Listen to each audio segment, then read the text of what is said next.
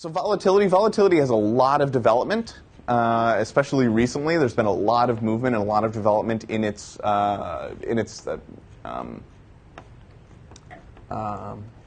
usage and its platforms that it supports and things like that.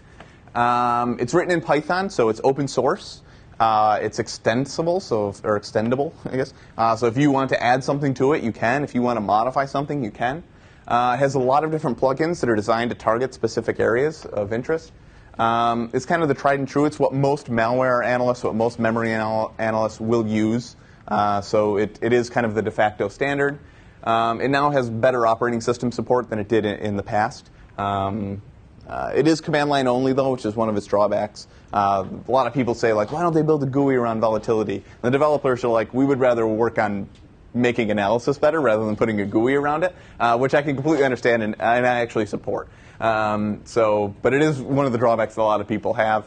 They're now using profiles to specify the particular OS that you're dealing with, and we'll talk about that a little bit as we use it. And you can always get information just by, this is basically you run Python, vol.py, info, we'll give you all the modules that are available. We'll see that and kind of go through it. So some of the information that you can get, and you can get this from basically any memory analysis tool, but some things I want to point out. So you can get things like running processes, open ports and open network connections, DLLs that are loaded, open files, the addressable address space for each process. You can dump process executables, kernel modules, drivers that are loaded, services, so on and so forth, right? There's a real wide variety of data that you can get out of it, out of memory. And here's kind of like the standard usage that's associated with this, and we'll walk through this, so don't worry about it too much. This is mostly for reference.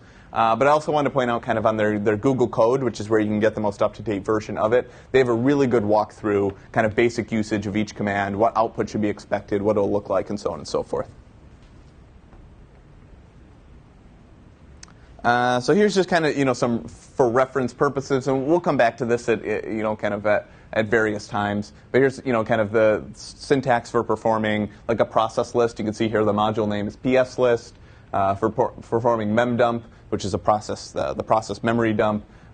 Use that, and then the process that you want with the associated PID, and so on and so forth. We'll walk through some of those. So these are really mostly for reference purposes.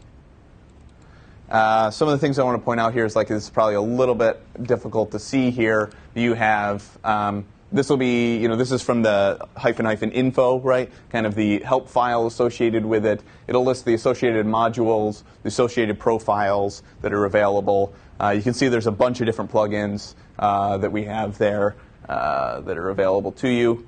Zoom in a little bit so you can see some of the names. But really, these are mostly just for reference, so don't worry about it too much. And you can see this when we go through. Like you'll use this, I guess, to walk through your steps.